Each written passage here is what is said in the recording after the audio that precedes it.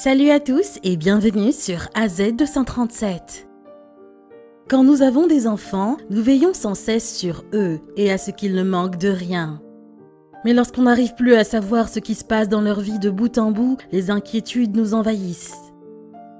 C'est ainsi que lorsque Barry remarqua que son fils mettait plus de temps que d'habitude à rentrer à la maison après l'école, il sut que quelque chose se passait. Un jour, il décida de le suivre à son insu et ce qu'il découvrit le laissa sans voix. Voici l'histoire du petit Ken. Mais avant de commencer, j'aimerais vous rappeler qu'après avoir regardé cette vidéo, vous pouvez faire un tour sur notre chaîne pour découvrir de nombreuses histoires à la fois incroyables, intéressantes et émouvantes. Et n'oubliez pas de vous abonner à la chaîne et d'activer la cloche de notification si vous êtes nouveau parmi nous. Ken Amante, qui n'avait que 8 ans à l'époque, vivait dans la ville rurale de Davao City, aux Philippines, avec ses parents. Et malgré son si jeune âge, Ken était remarquablement responsable. Chaque jour, il allait à l'école et en revenait. Mais quand il commença à rentrer à la maison de plus en plus tard, son père sut que quelque chose d'étrange se passait. Barry Amante était un homme travailleur. Il dirigeait une petite entreprise de mécanique automobile, mais certains mois étaient meilleurs que d'autres.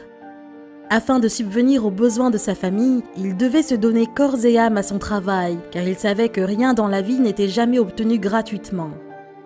Même lorsque la famille de classe moyenne traversait des difficultés, Barry s'assurait toujours de donner à son fils de l'argent de poche. Il était important de lui apprendre la valeur de l'argent dès son plus jeune âge. Mais curieusement, depuis un moment, Ken dépensait tout en quelques jours et Barry commença à se demander où allait l'argent. Après avoir observé pendant 2 semaines le comportement étrange de son fils, la curiosité de Barry augmenta. Un jour, il avait discrètement laissé la porte du garage ouverte pendant qu'il travaillait pour pouvoir surveiller exactement quand Ken rentrerait à la maison. Mais il fut légèrement déçu quand il vit son fils marcher dans l'allée, juste à temps. Il regarda le garçon ouvrir tranquillement la porte de la maison et se précipiter à l'intérieur. Seulement 10 minutes plus tard, Ken ressortit. Il commença à redescendre la route et Barry nota qu'il avait toujours son sac à dos d'école sur ses épaules, mais celui-ci paraissait presque vide. Après avoir donné une petite longueur d'avance à Ken, Barry commença à le suivre.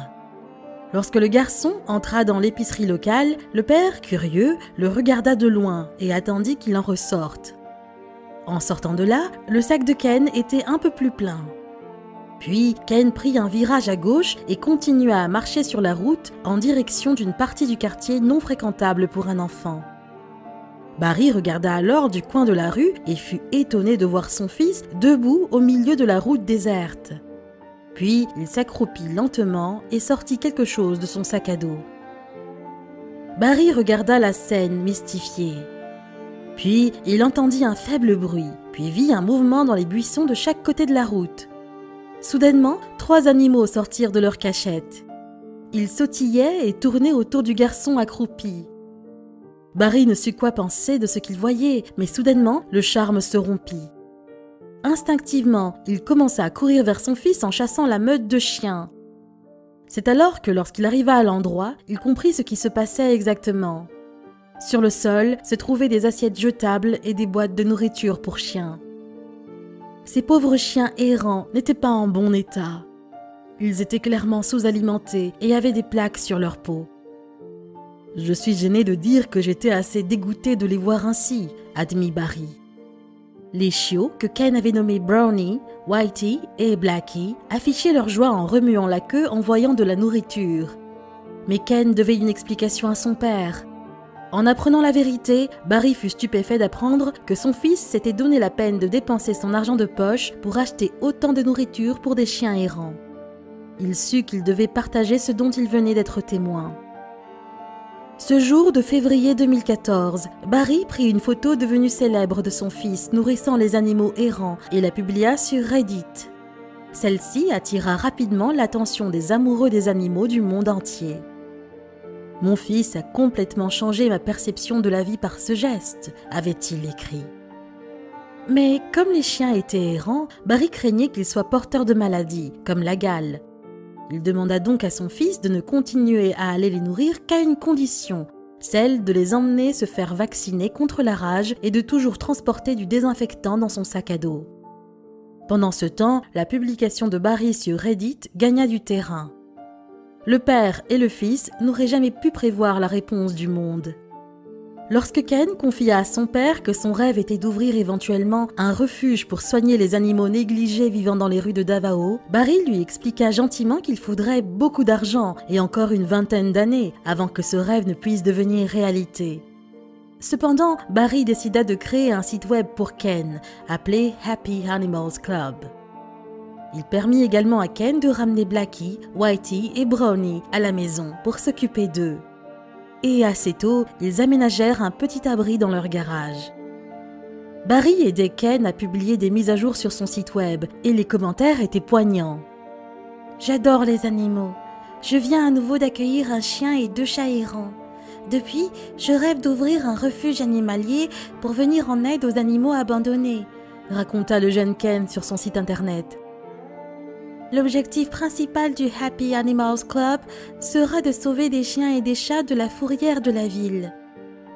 Le responsable de la fourrière déclara que la plupart des chiens étaient abattus parce que seulement 20 à 30% des propriétaires revendiquaient leurs chiens et aucune organisation de protection des animaux ne faisait quelque chose à ce sujet. Les dons commencèrent à affluer des sponsors du monde entier. Ken et son père purent ainsi louer un terrain de 1000 mètres carrés, acheter des matériaux de construction et embaucher des charpentiers. Après des mois de travail acharné, le Happy Animals Club était enfin ouvert aux affaires. L'abri contenait enfin 2 grands enclos, 2 appartements et une annexe. Des années plus tard, devenu adolescent, Ken avait porté son projet d'aide aux animaux.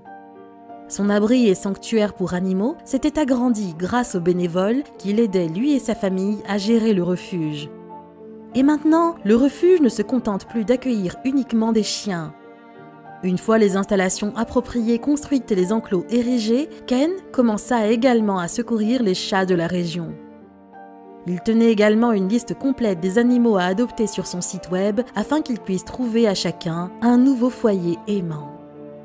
Sur le site web de Happy Animals Club, Ken avait écrit « S'il vous plaît, aidez-moi à développer le refuge pour animaux en faisant du bénévolat, en organisant des séminaires dans votre école ou votre entreprise, ou en faisant un don de fonds pour la nourriture pour chiens et les soins vétérinaires. » Barry était très fier de son fils et le refuge continua à prospérer et à grandir grâce à la grande mobilisation du public et des populations qui encourageaient cette initiative si louable.